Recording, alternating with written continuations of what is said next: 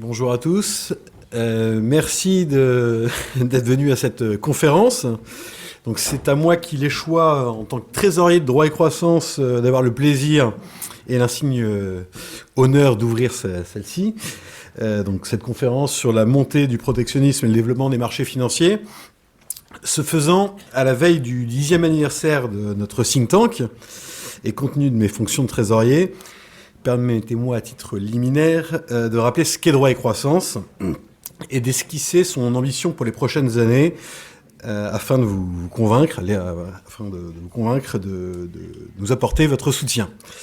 À cet égard, je tiens d'ores et déjà à remercier les partenaires de cette conférence, que sont l'AIMA, Messier Associés et Savoie à la Porte, ainsi bien entendu que Thomson Reuters, qui nous accueille dans cet amphithéâtre. Pour rappel, donc, Droit et Croissance a été créé en 2012 en tant que laboratoire de recherche indépendant ou think tank, à l'initiative de Sophie Vermeil, ici présente, qui aura d'ailleurs l'occasion d'exposer en clôture de cette conférence notre ambition pour les prochaines années. Cette création procédait d'un double constat. Premièrement, la faiblesse de la recherche française en matière d'analyse économique du droit, conséquence logique du cloisonnement intellectuel entre droit et économie dans l'université française, et ce, alors que l'approche pluridisciplinaire était devenue quasiment la règle dans de nombreux pays, à commencer par les États-Unis. Deuxième constat, qui était l'une des conséquences du premier, l'insuffisance criante de la prise en compte des résultats des travaux existants, en Law and Economics, dans le cas du processus d'élaboration des normes en France, y compris dans le domaine de la régulation économique. Et ce, comme si la France vivait en vase clos. Ces constats furent d'abord dressés à l'occasion de l'analyse du droit des procédures collectives, ce qui conduisit Droit et Croissance à soutenir dès sa création une réforme ambitieuse en la matière, auprès de l'Union européenne et en France, dont le résultat, qui constitue une sorte de premier trophée pour Droit et Croissance, a été l'adoption de la directive européenne Restructuration et Insolvabilité et sa transposition en droit français le 15 septembre 2021. Cependant, il est vite apparu que ce double constat, donc l'insuffisance de la recherche en Law and Economics et la non prise en compte des enseignements de celle-ci dans le cadre du processus normatif, était plus largement l'un des facteurs explicatifs de la baisse de la compétitivité française dans une économie mondialisée où les acteurs économiques procèdent à des choix, notamment d'investissement, en fonction de critères d'opportunité et n'hésitent pas à mettre en concurrence les législations. En conséquence, Droit et Croissance a rapidement élargi son domaine d'intervention en s'attachant à promouvoir l'analyse économique du droit dans quasiment toutes les matières, à travers 5 moyens d'action. L'organisation de conférences, comme celle-ci, qui permet de confronter les points de vue et de faire avancer la recherche, accessoirement de trouver des financements. La publication d'études et notes de position fondées sur l'analyse économique du droit autour de 6 pôles de recherche: Smart Regulation droit public, gouvernance et marchés financiers, restructuration, concurrence, IT et propriété intellectuelle et réglementation bancaire.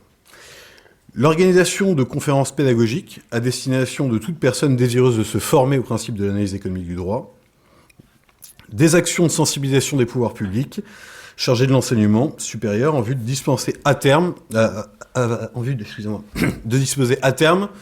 d'un réel enseignement de l'analyse économique du droit en France. À ce sujet, à la faveur du feuilleton Suez-Veolia, l'un des chevaux de bataille aussi de Droit et Croissance